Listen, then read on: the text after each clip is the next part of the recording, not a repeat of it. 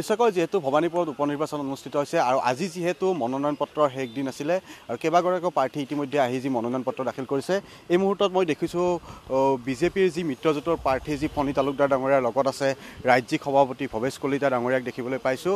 ইতিমধ্যে তেওঁলোকে তেওঁলোকৰ যি মনোনয়ন পত্ৰ দিয়াৰ বাবে ইতিমধ্যে যি বজালী জিলাৰ যি উপায়ুক্তৰ কাৰ্যালয়ত আহি উপস্থিত হৈছে আৰু তেওঁক সংগ দিছে ভাৰতীয় জনতা পাৰ্টিৰ জিলা সভাপতি ভৱেশ কলিতা ডাঙৰীয়া আছে। ফণী তালুকদাৰৰ পৰা জানিব ৰাজ্যিক সভাপতি আছে আৰু মই তেখেতৰ পৰা জানো এতিয়া মনোনয়ন পত্ৰ দাখিল কৰিবলৈ আহিছোঁ আৰু মনোনয়ন পত্ৰ দাখিল কৰি আহোঁ, তাৰপিছত আপোনালোকক প্ৰেছ মিট দিম। মই এই মুহূৰ্তত দেখিবলৈ পাইছোঁ যে ৰাজ্যিক সভাপতি ভৱেশ কলিতা ডাঙৰীয়া আহিছে।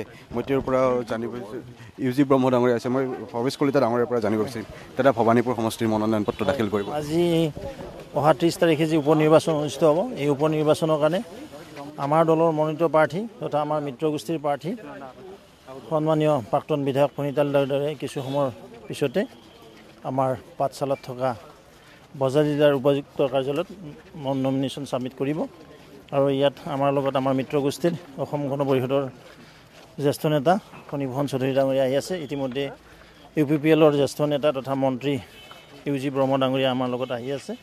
আমি সকলো মিলি কিছু সময়ৰ পিছতে কোভিড প্ৰট'কল মেইনটেইন কৰি এই নমিনেশ্যন পত্ৰ ছাবমিট কৰা হ'ব। যিহেতু দাদা এইবাৰ যি কংগ্ৰেছৰ ইয়াত প্ৰাৰ্থিত্ব আগবঢ়াইছে বা UDFও প্ৰাৰ্থিত্ব আগবঢ়াইছে, কিবা প্ৰত্যাহ্বান হ'ব নেকি? কোনো প্ৰত্যাহ্বান নহয়, আমাৰ কাৰণে সুবিধাই হ'ব আৰু আমাৰ প্ৰাৰ্থী মই আজিয়ে ক'লোঁ বিপুল ভোটত ফণী তালুকদাৰ ডাঙৰীয়া ভবানীপুৰ সমষ্টিৰ পৰা বিজয় লাভ কৰিবলৈ সক্ষম হ'ব।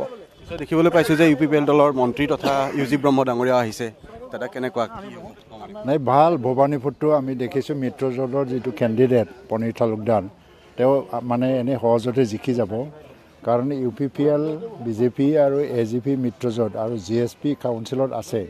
এই মিত্ৰজোঁটৰ কোনো ধৰণৰ মানে আণ্ডাৰষ্টেণ্ডিঙৰ কোনো অভাৱ হোৱা নাই। আমি একমুখে চবেই একমত হৈ পেলাই ফণী তালুকদাৰক সমৰ্থন দিব আৰু কাম কৰি যাব, তেওঁক জয়ী কৰি দিব যাবৰ কাৰণে। কাৰণ আমাৰ অপজিশ্যন আমাৰ সন্মুখত কোন আছে? UDFৰ কেণ্ডিডেট আহি যাব পাৰে, কিন্তু হয় প্ৰধান বিৰোধী বুলি ক'লেতো UDF আহি যাব পাৰে বা কংগ্ৰেছ আহি যাব পাৰে, কিন্তু UDF কংগ্ৰেছ ইয়াত জিকাৰ কোনো সম্ভাৱনা নাই, কোনো প্ৰত্যাহ্বান নাই। আমি জিকি যামেই আৰু কোনে কোনে কি কৈছে কি কৰিছে আমাক বিভ্ৰান্ত কৰিবৰ কাৰণে কি শ্লোগান ডাইলগবিলাক এৰি দি আছে, এইবিলাক সময়ত নাইকিয়া হৈ যাব।